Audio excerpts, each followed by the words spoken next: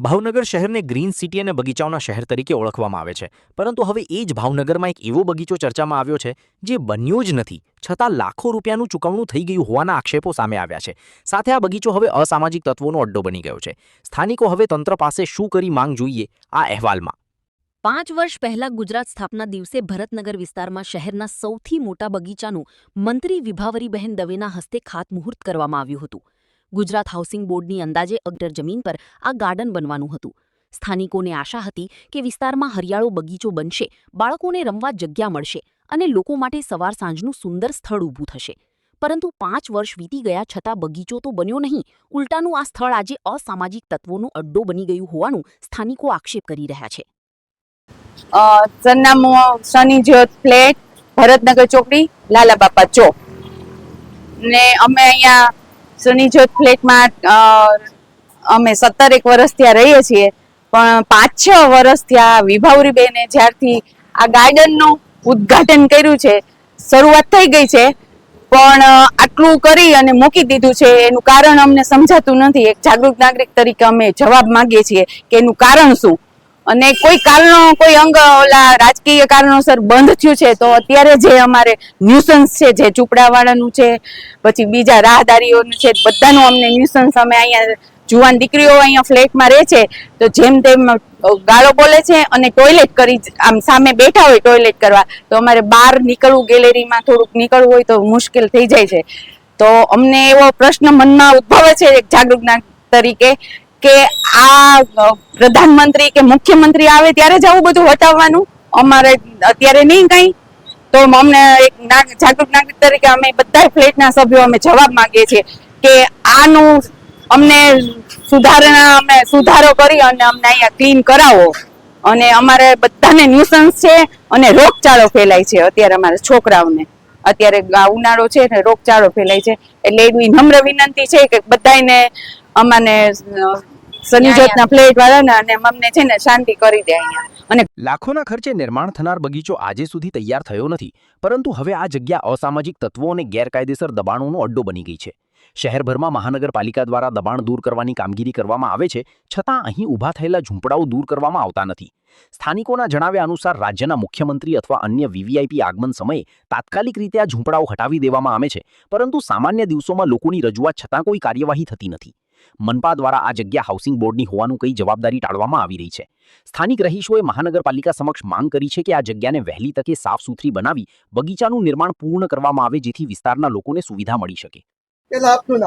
મારું નામ જાનવી દવે છે. અમે અહીંયા શની જ્યોત ફ્લેટમાં રહીએ છીએ.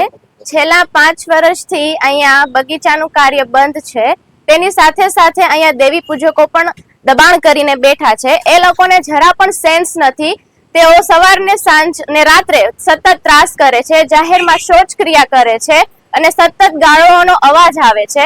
તો પોલીસને મારી નમ્ર વિનંતી છે કે અહીંયા જરૂરથી ચેકિંગ કરે અને મહાનગરપાલિકાને મારી વિનંતી છે કે અહીંને દબાણ દૂર કરે. જ્યોતમાં રહું છું અને અમારી સામે આ જે બગીચો જે છે છેલ્લા 5 વર્ષથી તેની કામગીરી બંધ છે. તેના હિસાબે અનેક પ્રકારના ન્યુસન્સો ત્યાં વધી રહ્યા છે. અસામાજિક તત્વોનું પ્રમાણ વધતું જાય છે દિવસે ને દિવસે, જેથી અમને ત્યાં એની તકલીફ અમારા ફ્લેટ પર પણ પડે છે. અને આ કામગીરી શા માટે રોકાય છે એની અમને જાણ નથી. અને જ્યારે નેતાઓ આવે છે ત્યારે ત્યાંથી લોકોને હટાવી દેવામાં આવે છે, પણ જ્યારે નેતાઓ જતા રહે છે ત્યારે પાછા એ કામ કોઈનું શરૂ થઈ જાય છે. તો અમારે સમજવું શું અને અમને ન્યાય આપવા વિનંતી. હવે સમગ્ર મામલે વધુ ગરમાયો છે, કારણ ભાવનગર મહાનગરપાલિકા દ્વારા બગીચાનું કામ પૂર્ણ થયા વગર જ કોન્ટ્રાક્ટરને અંદાજે 44 થી 45 લાખ રૂપિયા ચૂકવવાનો નિર્ણય લેવાયો હોવાની ચર્ચા સામે આવી. આક્ષેપો મુજબ મહાનગરપાલિકાએ હાઉસિંગ બોર્ડ દ્વારા ફાળવેલી જમીન કરતાં વધુ વિસ્તારમાં ડિઝાઇન બનાવીને કામ શરૂ કરી દીધું હતું અને મોટાભાગનું સ્ટ્રક્ચર તથા બાઉન્ડ્રી વોલ બન્યા બાદ હાઉસિંગ બોર્ડે નોટિસ ફટકારી કામ બંધ કરાવ્યું હતું. ત્યારબાદ વધારાની જમીનની માંગણી પણ કરવામાં આવી, પરંતુ હાઉસિંગ બોર્ડે સ્પષ્ટ ના પાડી દીધી હતી. હવે માત્ર ફાળવેલી જમીનમાં નવો પ્લાન બનાવી ફરી ટેન્ડર કરવાની તૈયારી ચાલી રહી છે. પરંતુ સૌથી મોટો સવાલ એ છે કે જ્યારે બગીચો પૂર્ણ થયો જ નથી ત્યારે પ્રજાના કરના 45 લાખ રૂપિયા ચૂકવવાની જરૂર કેમ પડી? આ નિર્ણય માટે જવાબદાર કોણ અને શું આ સમગ્ર મામલે કોઈ સામે કાર્યવાહી થશે? તમે ભારતીય જનતા પાર્ટીના જે શાસકો છે, એના જે સ્ટેન્ડિંગ કમિટીના જે તત્કાલીન જે ચેરમેન હતા, એમની બુદ્ધિનું પ્રદર્શન કર્યું હોય એવું એ ભરતનગરના બગીચામાં સ્પષ્ટ દેખાય છે. બગીચાનું કામ ચાલુ થઈ ગયું, ટેન્ડર અપાઈ ગયું, પછી ખ્યાલ આવ્યો કે આ જગ્યા તો કોર્પોરેશનની માલિકીની છે જ નહીં, આ જગ્યા તો હાઉસિંગ બોર્ડની છે. તો હાઉસિંગ બોર્ડની જગ્યા હોય તો સરકાર તો ભાજપની જ છે ને રાજ્યમાં પણ, તો કેમ એની પાસેથી હજી આજની તારીખે 5 વર્ષ થવા છતાં જગ્યા મેળવી શક્યા નથી? અત્યારે એવું ખંડેર બની ગયું છે, બગીચો પૂરો બગીચો નથી બન્યો અને પૂરું કામે નથી થયું, અને પાછા 45 લાખ રૂપિયા ભાવનગરની જનતાના ટેક્સના પૈસા ચૂકવાઈ ગયા છે. અને અત્યારે તમે ત્યાં જુઓ તો દારૂનો અડ્ડો બની ગયો છે, અવાવરું જગ્યા બની ગઈ છે, ત્યાં કેવા લોકો આવીને બેસે છે અને કેવું કામ કરે છે તમે જુઓ, તો તમે ભાવનગરની જનતાના ટેક્સનું વળતર નથી આપી શકતા, તો એના પૈસાનું પાણી તો ન કરો.